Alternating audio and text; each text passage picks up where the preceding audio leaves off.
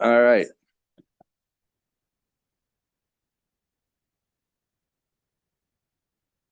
I can think of no better bill to start off with was number 72, Senator McCrae's bill.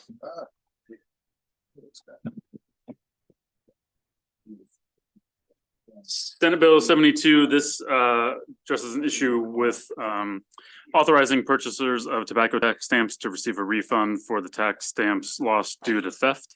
There are provisions regarding the information that needs to be provided to make a claim. There is one clarifying amendment you should have on your desks. The bill is drafted on page 2, used the term taxpayer in terms of claiming the refund. That's being changed to claimant to be consistent with the lead-in for the provision, and that would clarify that this consistent with the intent of the bill, that this is for the original purchasers of the tax stamps, not subsequent retailers who may have losses due to theft.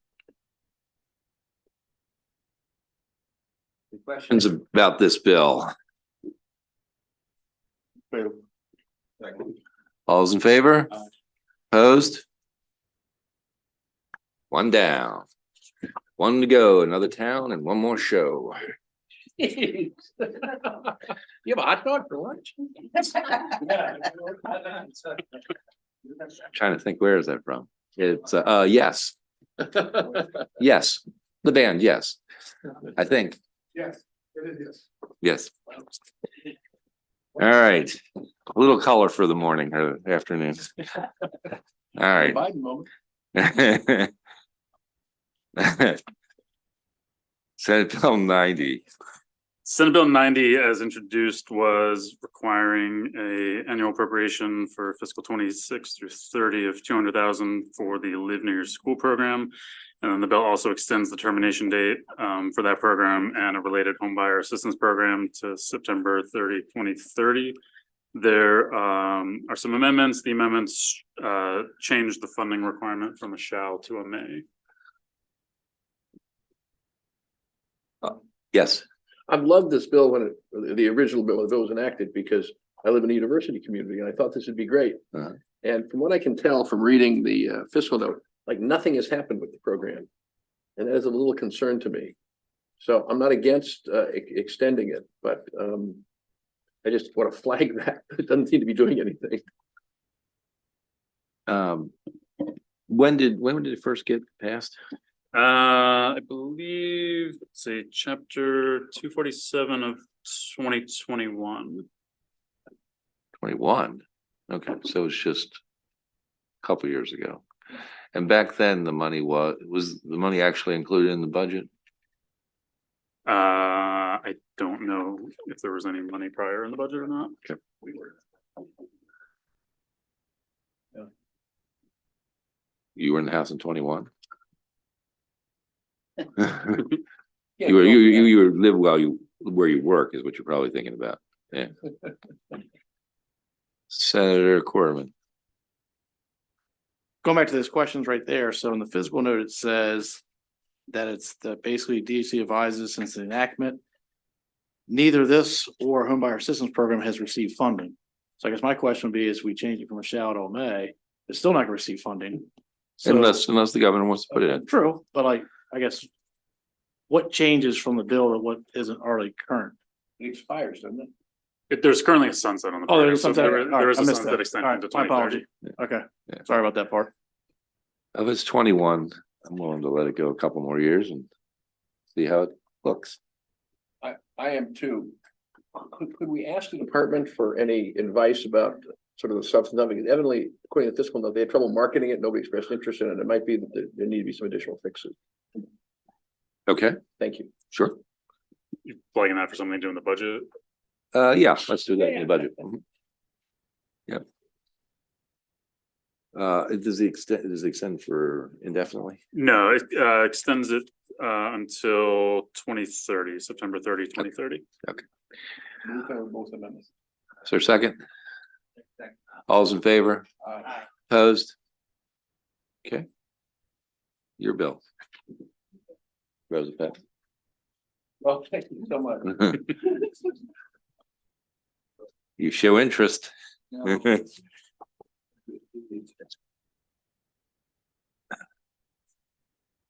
143. 143, this is a pensions bill from the subcommittee. It's dealing with an issue for reemployment, members of the teachers, retirements and pension systems. Current law allows for reemployment offset exemptions, but it's limited to being employed in a school. During the pandemic, there were a few instances where retirees were brought back in non-school based positions like administrative staff or payroll types situations. And so this is clarifying that wildcard provision where any jurisdiction, any school system can bring back a certain number of retirees for any reason, to specify that it's any position, not in any school-based position. There is one amendment before you, clarifying the uncodified language, providing for retroactive application. The system requested this just so that it was clear that for anyone who was impacted and suffered an offset, that the system would be able to refund that offset or unwind it. Very good. You good with this, Senator? All those in favor as amended. Senator Jackson, good. 191.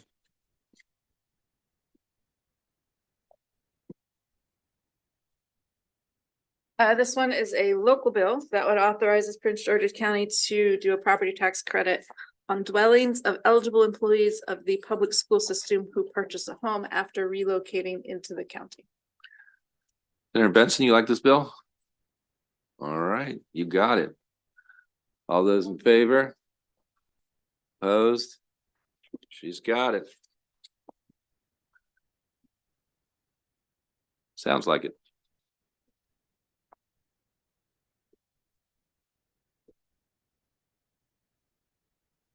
$266. 266, this is another pension bill. This would add the state superintendent of schools to the list of positions eligible for immediate vesting. It would begin June 1st, 2024. All those in favor? Opposed? Senator Jackson?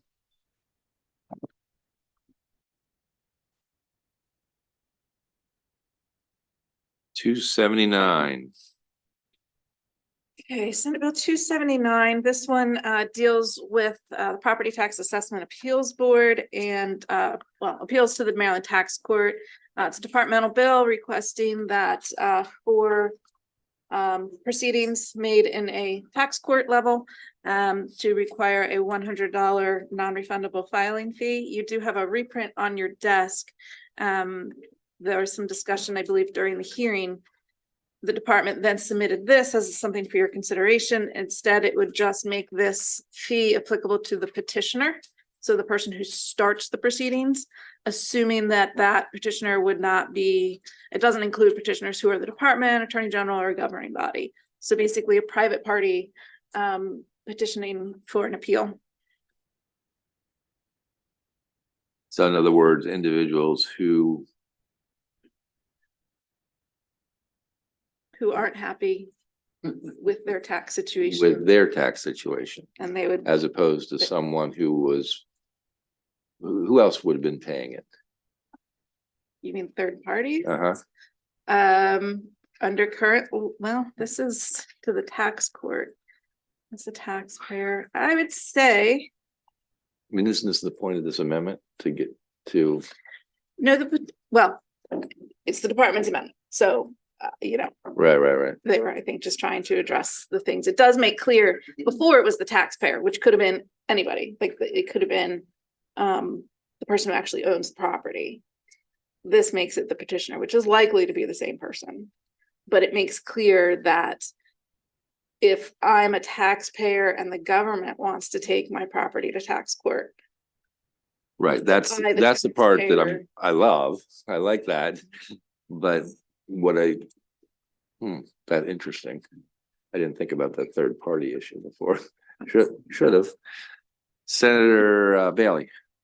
So, and I just need a little clarification on this. It says that an income producing property valued at greater than $5 million. Mm-hmm. So if it was a farm, a waterfront farm, because they have incoming, they have property, right? would this then affect the farm, the people that had that? If they wanted to file an appeal, they've got to file that $100? Right. At the tax court level, there's like 3 levels before you get to the tax court, but yes. Senator Rosepep? Just as I recall, the testimony is that evidently at that level, there's sort of a robo-filing approach by a lot of commercial owners. And the concern is that it creates a lot of work to deal with it. And this would create a little more balance in terms of folks thinking before they file. I think that's right. And I think it's useful. The question, I now have a question that I hadn't thought of before. About other parties, and actually I'm working on something related to that third party stuff. So it's a long story. Bottom line is I want to hold it. But generally I think it's in a much better place than it was before, in my opinion. But still have one more question I want to resolve. Okay, 283. Okay, this one was discussed last week. Just as a refresher, if you are participating in the homeowner, what are we calling that?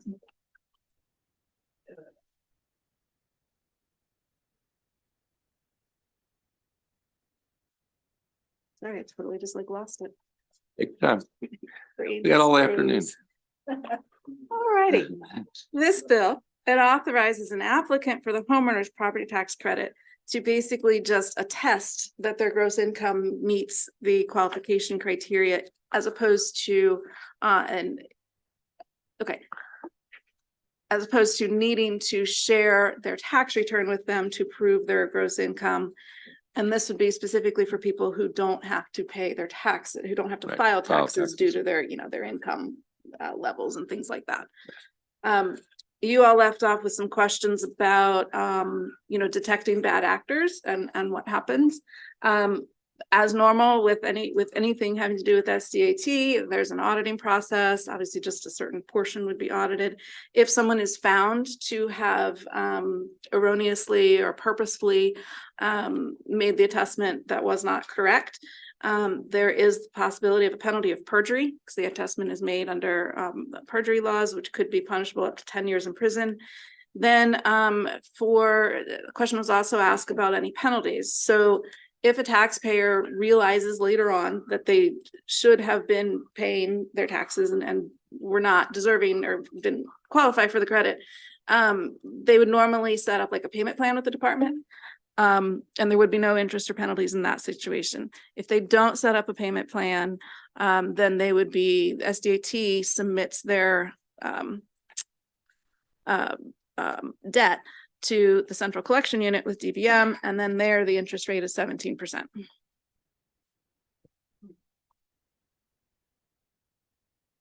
So the goal of this, I think, is a good one, certainly, to make it easier for people to apply for this credit. I can see where there may be mistakes. Anybody have any thoughts?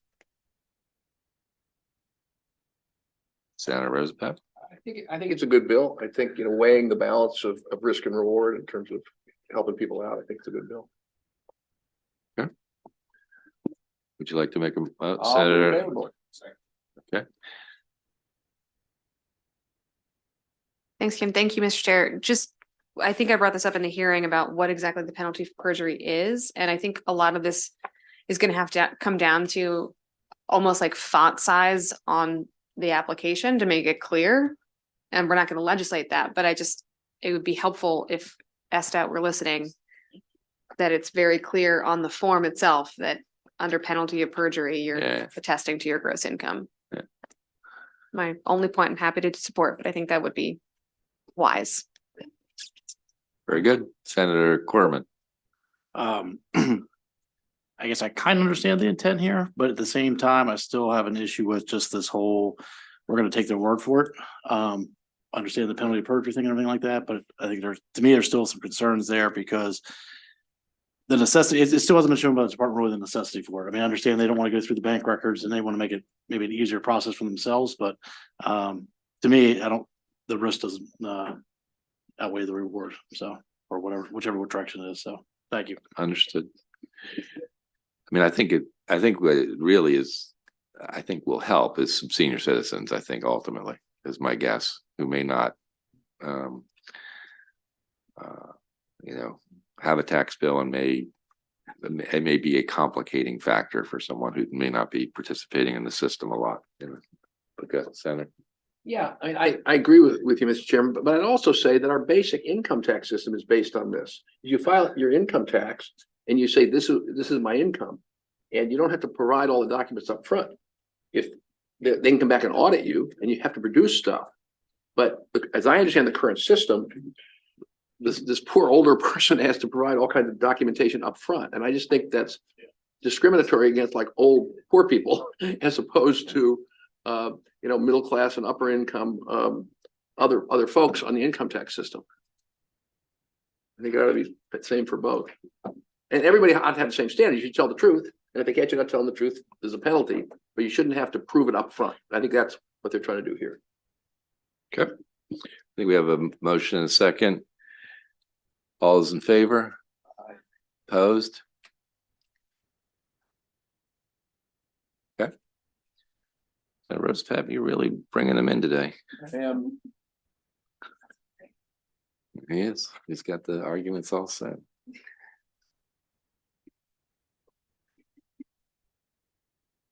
Rose Pep. 375. Senate Bill 375 would prohibit state contracts from including specified provisions that generally restrict the power and rights of the state. And if a contract were to include those prohibited provisions, it would be void and the contract would be enforceable as if it did not contain the provision. There is one amendment. Talk about a contract. How will we get to a state where there was a contract that was in that position that the state would be involved in? The testimony at the hearing was, as the contracts are being formed, there's a negotiation process. And the testimony was noting that often there are what in private sector contracts would be kind of standard clauses, maybe choice of venue or indemnification that are against general state policy. Procurement officers were getting pushback saying, well, where is that in statute? Why are you saying you can't do that? And the rationale given at the hearing was that if it was in law, it would be a lot simpler. They could just point to the statute and then it would be clear that these certain provisions that you may see in other private entity transactions don't apply in the context for the state. The bill also specifies that it applies prospectively to contracts entered into after the effective date of the bill. So it's not interfering with anything that's currently in place. And there is one amendment. The House has already moved this bill. There was, my understanding is that there was testimony in opposition and with the amendment, which would be on page 2, as introduced, the provision says a provision that requires the state to indemnify, defend, or hold harmless another person. The amendment tacks on without an appropriation of state funds for that purpose. I've been informed that alleviated the concerns raised in the opposition testimony.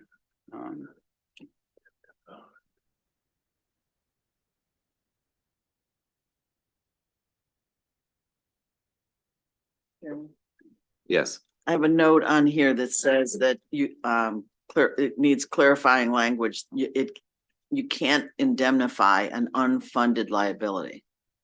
Yeah, and I believe that's That covers that. So the amendment would specify that I would interpret that as you could have one of these provisions provided there is. This is one that the university Appropriation for that system purpose. really wanted to have. Yeah.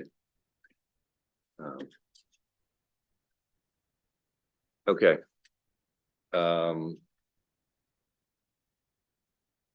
Is there a motion in favor with the amendment? Move favorable with the amendment. Second. All those in favor? Aye. Opposed? One opposed.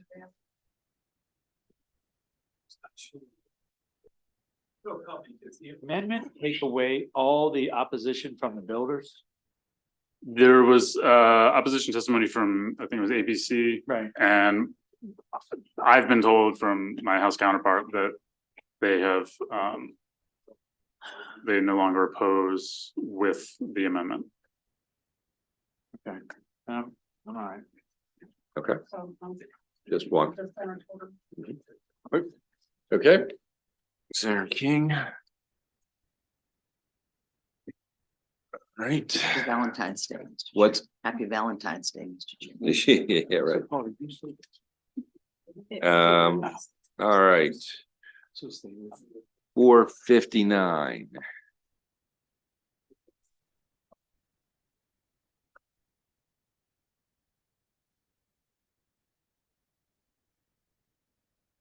Senate Bill 459 is a bill relating to the Maryland Efficient Grant Application Council. The bill is introduced would extend the termination date and the related reporting deadlines. The bill also adds the comptroller or the comptroller's designee as a member. There are some amendments at your desk, and I got some additional amendments from the sponsor before. So if you're looking at the reprint on your desk, at the top, it should have the date 12:52 p.m. That would be the correct, most current reprint. So basically the amendments, the first thing the amendments do is instead of the director of the governor's grants office or the director's designee, I've been told by the sponsor that DBM is going to be assuming these responsibilities. So the bill strikes the references to that office as the responsibilities can be rolled under DBM. The next amendment on page 3, as introduced, the bill included the legislative auditor, and that is being stricken from the bill to avoid a potential conflict, since the auditor would also be responsible for potentially auditing the activities. And then the last amendment would be altering the sunset. Currently, it terminates June 30, 2028, but there are some reporting activities that are due by December 31, 2028. So the sunset is extended to 2029 in the amendments from the sponsor. What'd you say? I was curious if you had any taxidermy issues.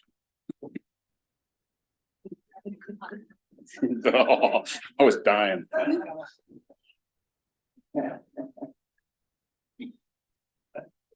Somebody needs a new writer for their work.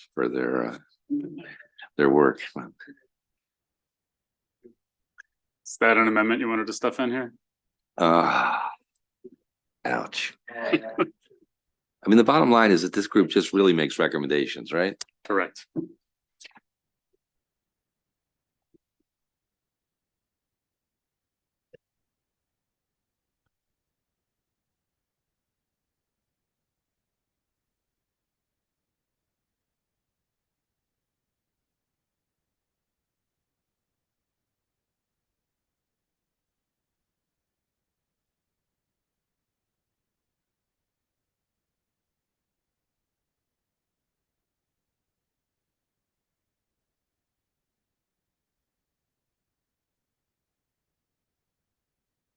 Okay.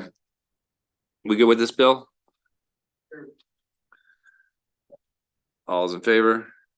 Opposed? Senator Stallings, love your enthusiasm. That's as amended. Yeah, as amended.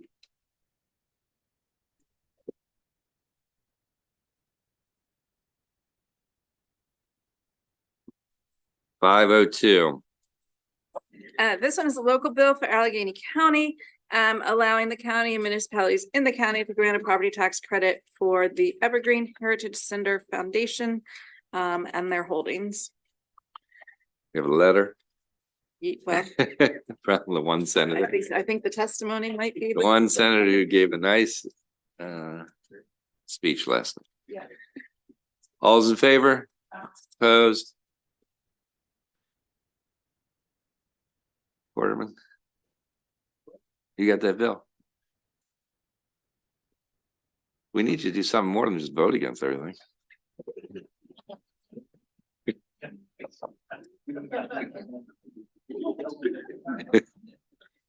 $558. 558, this is a local Garrett County bill. It would raise the contract value threshold to $50,000 for threshold at which the county must solicit bids. All those in favor? Opposed? Quarterman.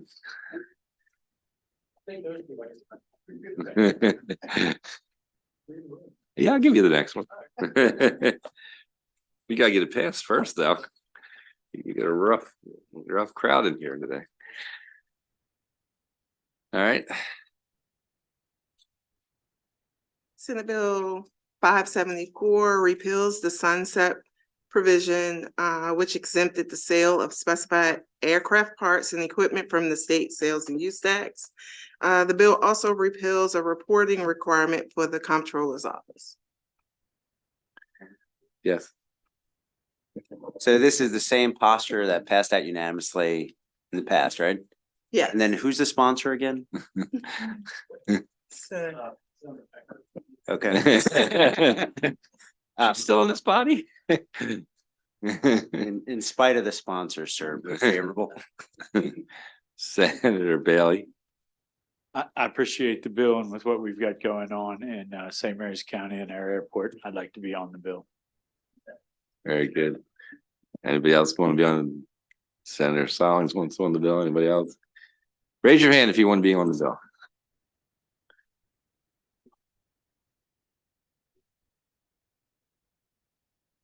I love the bill, actually. I've always loved the bill. All right, all those in favor with the amendment of the members that raised their hand? Opposed? Senator Corman, you're just running the table, man. We do. 578. 578, this bill repeals the current mandated appropriation for the professional and volunteer firefighter innovative cancer screening technologies program. And instead, beginning in fiscal 25, authorizes the governor to include at least 500,000 in the budget.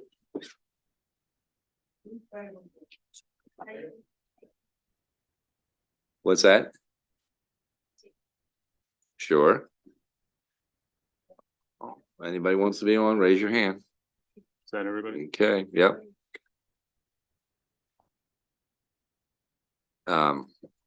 Yeah, I'm hopeful that we can do something with this year when we're in the budget. So we'll actually try to find a little money to make that go. Senator Hedelman. You just won that bill. You had your hand up first. So.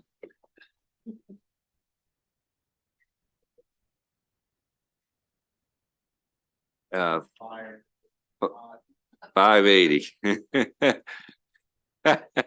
Senate Bill 580 exempts sales made by nonprofit organizations that maintain a memorial on state property from the sales and use tax.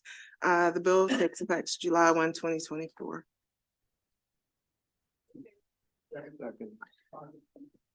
Everybody wants to be a sponsor, raise your hand.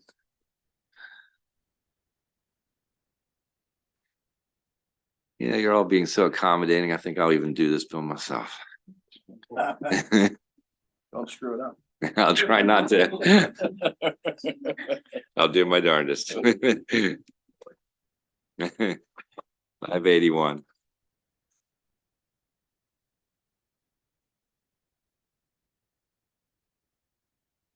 Okay, so what this bill does, there's an existing revolving loan fund for school construction. And this bill would add the Maryland School for the Blind as an eligible recipient for funds from that fund.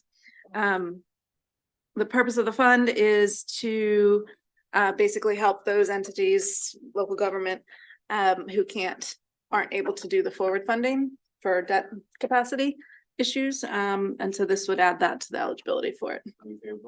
Second. All those in favor? Aye. I heard a all over there when that came up, Senator Benson. You like this, don't you? All right, you're taking it to the floor. All right.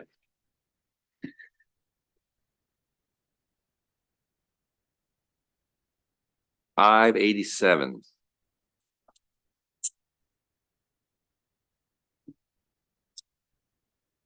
Senate Bill 587 would require state procurement units and the Governor's Office of Small Minority and Women Business Affairs to include in their mandated annual reports data on minority business enterprise participation in state contracting for real estate title insurance services, including commercial real property title insurance services. It also prohibits GOSBA from waiving the requirement if the spending threshold for those services is too low for a procurement unit to provide sufficient data. There is an amendment which kind of clarifies the scope, and as introduced, the bill said real property title services. The amendment clarifies that to be real property title insurance services, including commercial real property title insurance services. So, this is mostly just reporting, right? Yes. Now, what was the part about the waiving? So what happens, was it eliminating the ability for them to waive an actual deal if they couldn't find somebody? So if How does this work? if the it prohibits them from waiving the reporting Oh, okay. if the spending threshold is too low for them to provide sufficient data. I So I assume in that instance, it would just say Gotcha. 0. I got you. Okay, very good. All's in favor? Aye. Opposed? Senator McCray, another good one.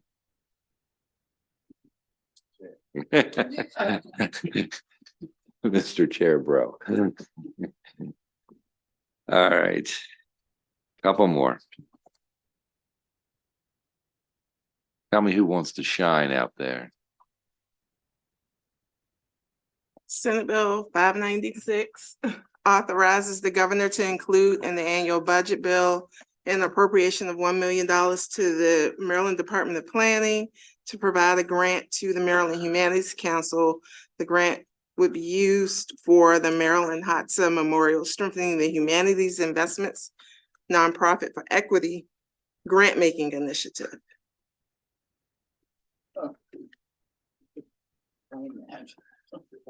Well, you wouldn't read it all. This is a Shine Grant. It's one we've supported for years.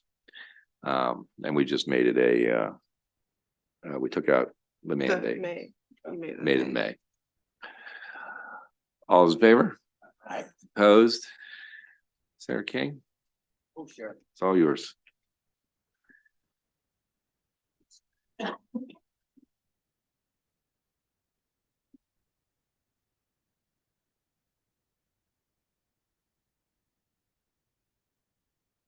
Oh, sorry.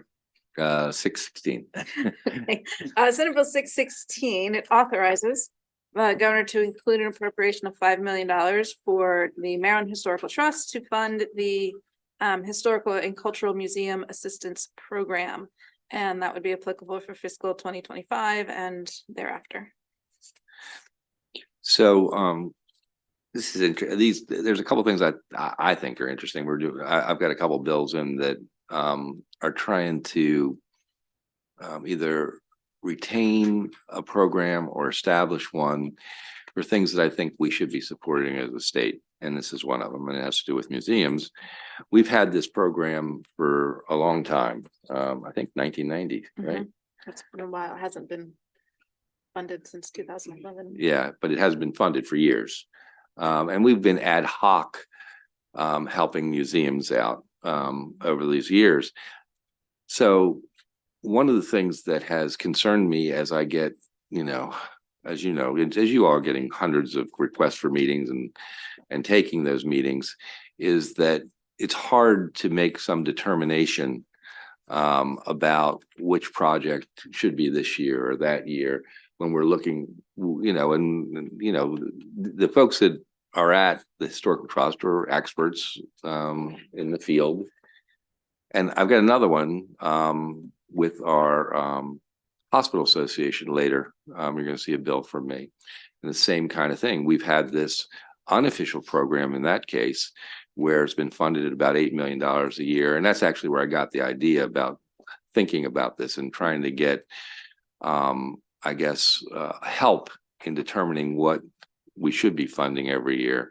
So right now that program runs at like $8 million for all the hospitals across the state for what are usually very minor projects. And so I'm putting in a similar thing in May and that one I'm actually going to try to codify for $20 million, because I think it makes sense that when we're getting all these requests for $1 million here, $3 million here, how do we decide, whether this cath lab or this neonatal? And so I think which led me to this project, and it might seem like a little bit of a leap, but it's all kind of related in my mind that we obviously want to get those projects that are ready to go and that they are actually being carefully sort of evaluated amongst other projects. And so that's why I sort of am trying to revive this program. And I'm looking for these kinds of opportunities throughout the budget. We have a number of things. I actually had another call the other day that had to do with homelessness and what programs we have for that, and trying to evaluate those across the state as opposed to sort of ad hoc dealing with whatever comes in at any given time. Anyhow, my hope is that it will help bring a little more clarity and certainty in how we sort of pick the best projects over time. It doesn't prohibit us, obviously, from jumping in when we think something's really important. But I think setting up some of these kinds of opportunities will be more useful as time goes on. It's a long explanation for a bill that is pretty, it's just one thing. But I think what I wanted to do was tell you kind of where I was thinking about how we should be doing this as we move forward. It was established in 1991. 1991. That was close. Is there a motion? Oh, you do have a question? Yeah, actually, I don't have a question. I have an answer. Yeah. No, I want to respond to that because I think it really makes a lot of sense. I think particularly in the nonprofit areas where we get all kinds of requests of all kinds of sizes from all over the state. I think moving towards exactly the kind of system you're talking about is a great idea. And I'd love to see it do it increasingly and do it at scale. Because I think it's important and true. We got a lot of people's expectations got out of sync over the last 2 years. Well, I think that's part of it. Yeah, I think definitely. That's a really good part of it. And being in the position now where we have to say no a lot, it would be good to know that we've got a process for getting the stuff that's really ready. Absolutely, and it's not as big a problem for most of us as it is for you, my chairman. So we feel your pain. Yeah. So anyway, I think it's a good idea. I just want to make that point number one. But number two, and we got to think about it as we do this, is one of the concerns that I've always had about particularly nonprofits looking for these kind of things is big nonprofits hire lobbyists, and big nonprofits have grant writers, and little nonprofits don't have grant writers and don't have lobbyists. Mm-hmm. And so I think we need to think about this as these agencies start doing this, to have their grant solicitation process be friendly to small nonprofits. I want to flag that issue as we do this. I think it's a good one. Actually, I didn't mention it. I had a bill last year which we passed that I don't think it made it through the House, which was for small food banks, because they don't get the same kind of attention as right, but yet they provide a lot of important services in the community. So I mean, I appreciate what you said and just wanted to share how I've been sort of thinking over the last couple of years about how to deal with these issues. So we got a second and what's it? Favorable or second? Yeah. Okay. All those in favor? Aye. Opposed? Okay. That does it. We did